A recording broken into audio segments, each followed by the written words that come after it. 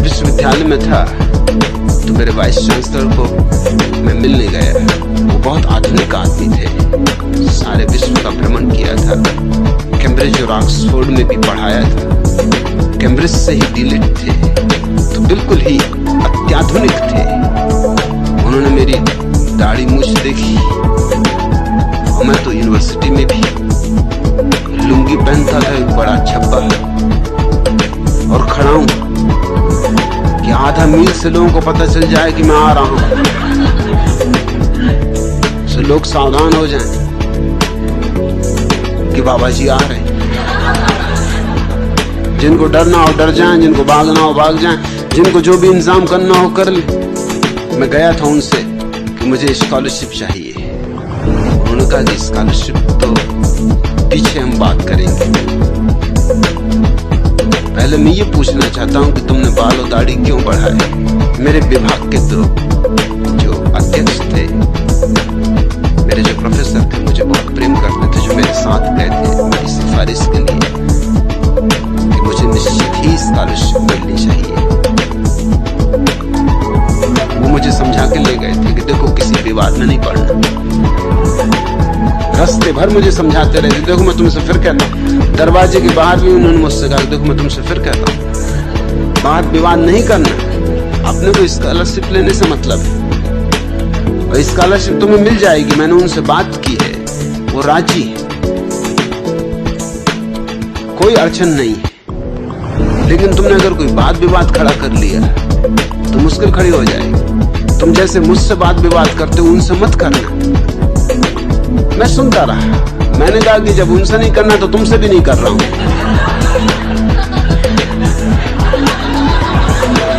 मैं बिल्कुल चुप हूं,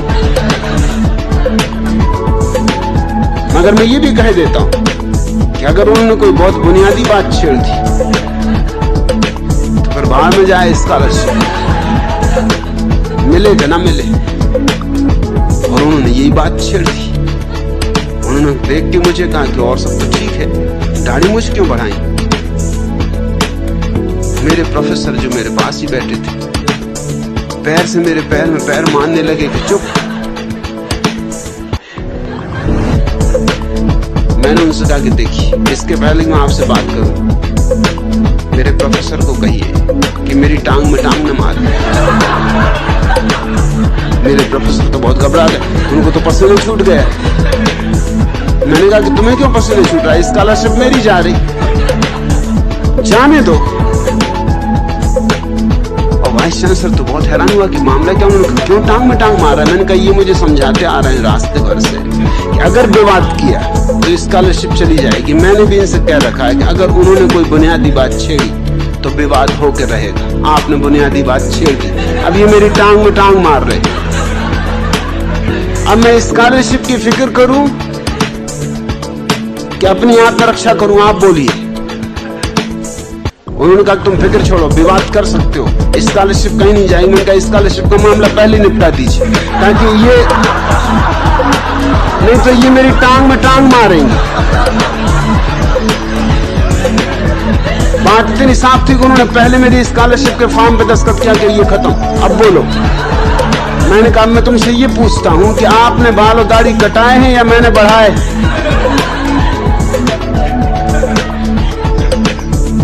ये तो अपने आप बढ़े, आपने कटाए क्यों। उन्होंने कहा ये बात ठीक है, कटाए तो मैं नहीं, तुम मुझसे पूछ रहे हो उल्टे। उल्टा चोर कोतवाल को डांट। मैंने बढ़ाए नहीं, अब मैं क्या करूं, बढ़ गए।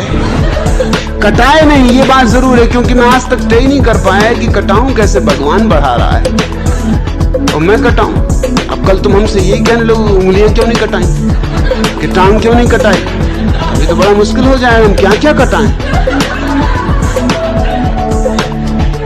तुमने क्यों कटाए। उन्होंने कहा कि मुझे थोड़ा सोचने का समय दो। कितना समय चाहिए।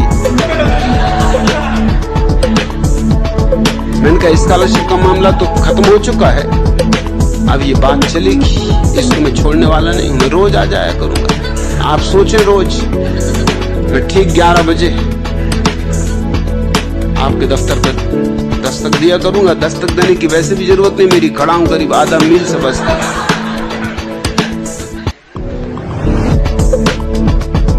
मैं रोज वहां जाने लगा।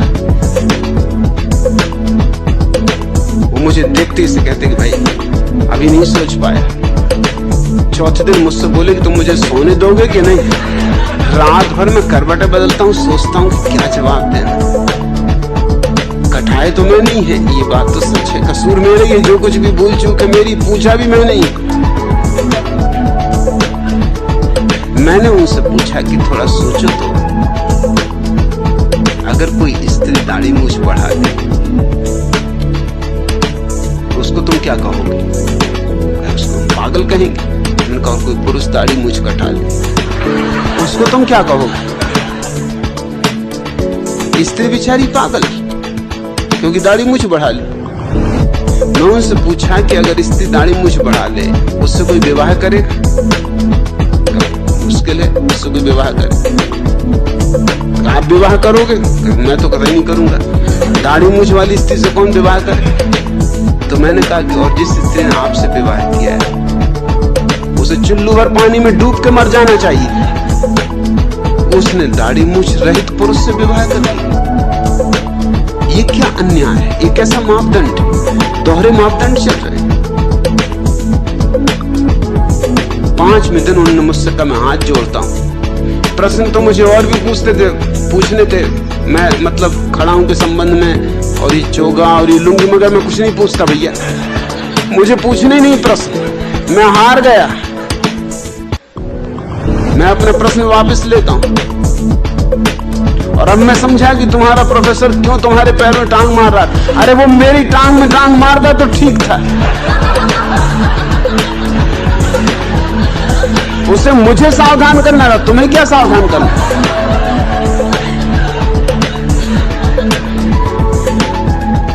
फिर 2 साल मेरे उनसे संबंध रहा, उन्होंने कभी कोई प्रश्न नहीं उठाया, इस तरह का कोई प्रश्न नहीं। चाहे मैं वो देख भी लें कि मैं कुछ ठीक नहीं कर रहा हूं जो कि यूनिवर्सिटी के स्नातक को करना चाहिए,